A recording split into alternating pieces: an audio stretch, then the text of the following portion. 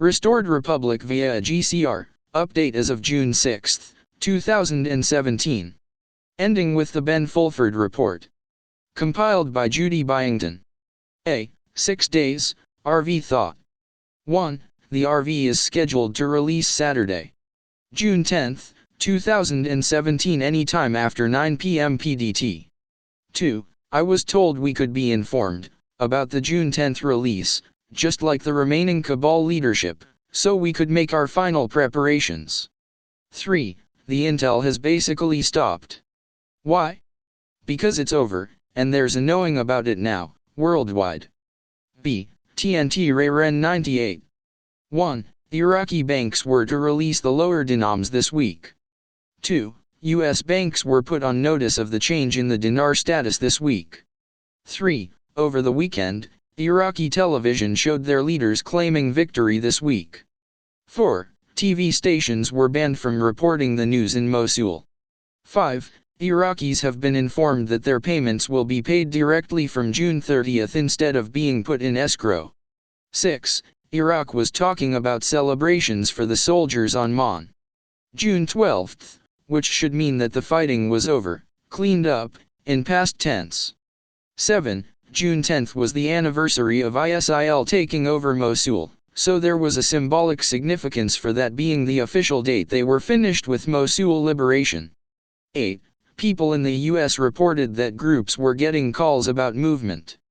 9. Iraqi television says this was their week, and we were waiting for PM Abadi to proclaim the liberation of Mosul. They have been saying economic reforms and national reconciliation would follow immediately upon the full liberation of Mosul. 10. I don't see how they can put it off any longer. I don't see it going past June 30. C. GCR Geopolitical Overview, Timeout. 1. Next weekend, the RV is supposed to be released after the Israel-Palestine peace agreement is announced on the anniversary of the Six-Day War on Saturday, June 10. 2.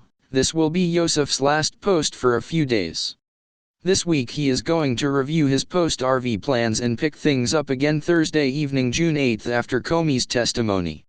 3. He felt that the van attack in London was a sacrifice for the Middle East peace treaty signed early Saturday morning June 3 in Tel Aviv and Jordan, as well as it was done to help defeat Theresa May's Conservative Party in the upcoming UK election.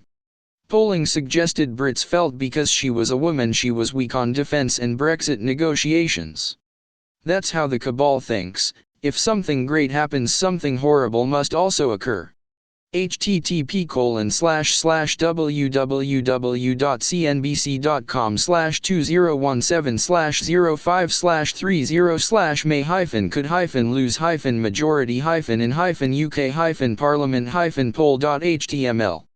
4. Zimbabwe's President Mugabe was said to be in NYC tonight at the UN for a bogus week-long environmental conference, but he's really there to sign a GCR document that releases the natural asset reserves of the African Union as to collateralize the new Asian-based financial system. This liberates Zimbabwe and the entire continent of Africa. That just happened.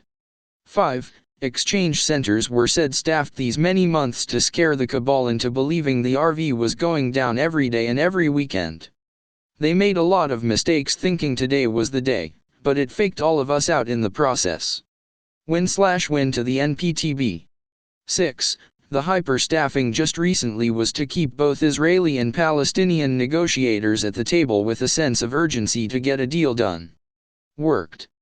If either had pulled away, or failed to reach an agreement, and the RV had gone, their nations would have been left out and the other side may have overcome the other by pure economic default because they walked away from the table. True story. Real tactic. Now if either sovereign state breaches the signed peace treaty, all Middle Eastern nations will boycott them and trade, shut down their borders, and China will freeze them right out of the new financial system. If all else fails, then military action would be taken by the UNSC, and the rest of the world will get involved to keep the peace. Post-RV, one aggressive act of war would be a sovereign apocalypse for doing harm to either an Arab or Jewish neighbor, enduring both sides' long-term security. 7. Currency holders were always waiting on Middle East peace to RV. The golden rule, those who have the gold make the golden rules. And that's China and Africa, natural resources. 8. This weekend Bibi Netanyahu finally stepped down during a secret meeting of the Israeli Knesset and announced he had accepted/negotiated a two-state solution settlement with the entire Arab world for Israel, and that he would be resigning now with his greatest work behind him. 9. Was that deal sealed at Bilderberg over the weekend in Virginia? Maybe by Henry Kissinger? Who along with H.R. McMaster laid out the new rules of the road for humanity's ascension post-RV. Store that little nugget away for later as it will come full circle. Only time will tell, but time ain't telling not anyway yet. D. Admin Bill. There is word coming in from reliable contacts that the actions required to move this along have been completed. Look for momentum to build the first of the week, with the process moving forward through the coming 10 to 14 days for all currencies. E. One who knows, Richard, questions, healing ships, help, 800 numbers, lost currency and more.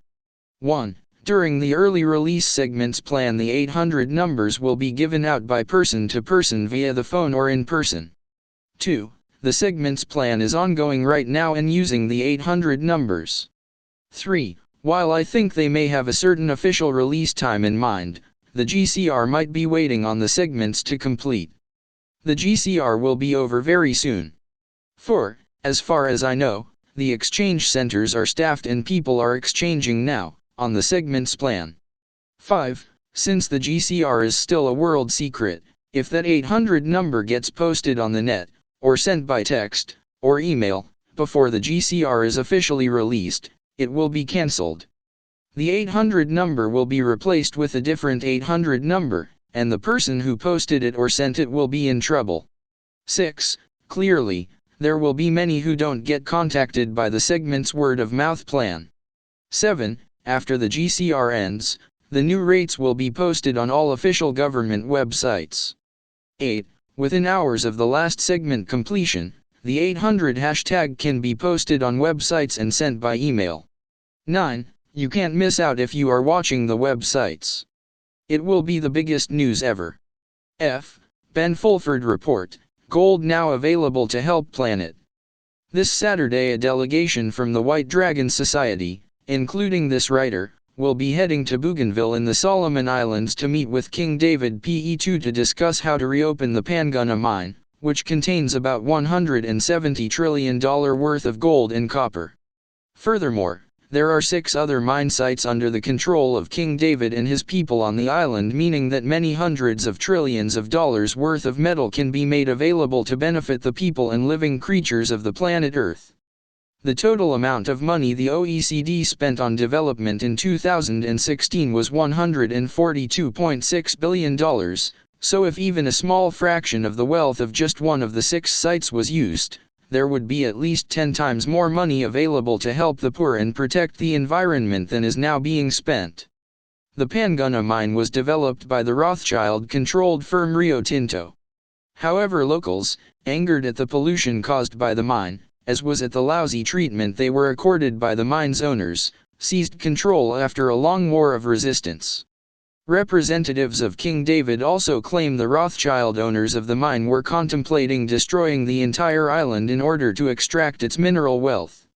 You can be sure, based on their track record, the Rothschilds were not planning to spend the money they hoped to earn from this to help the planet. Representatives of Rio Tinto did not respond to multiple WD's attempts to contact them.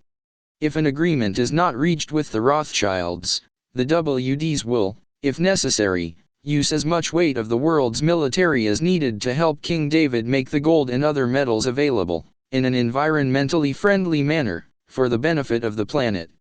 One idea is to use mine tailings as landfill in order to create new land for living creatures, so that the overall impact of the mining on the island will be to create more space for living creatures than existed before.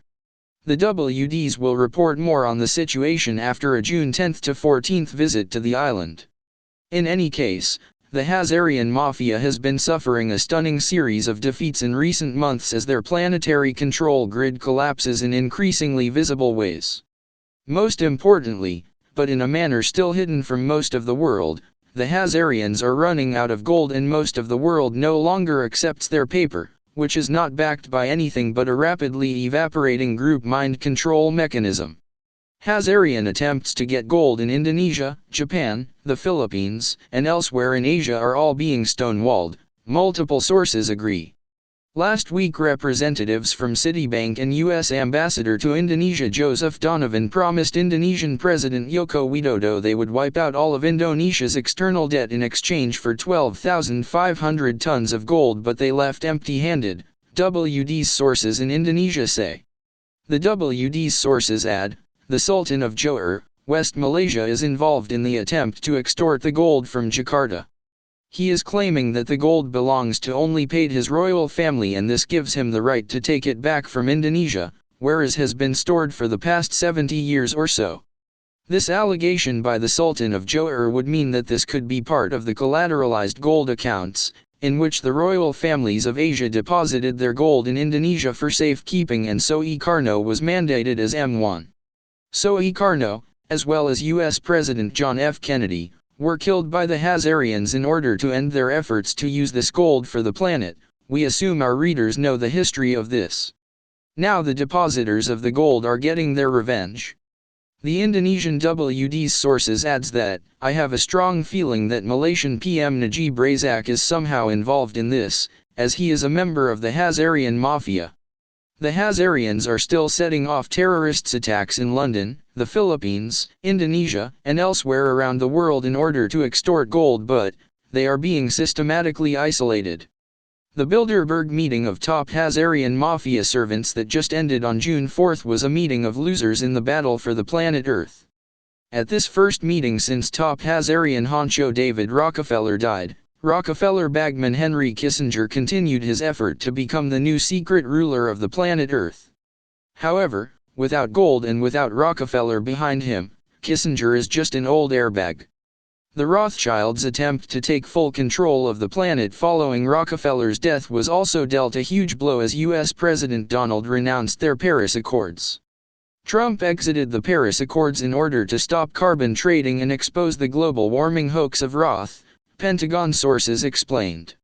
Also, inside the Trump regime, the Zionist globalist Goldman faction led by former Goldman coup Gary Cohn and Jared Kushner were sidelined by the Paris exit as Trump cleans house. They continue.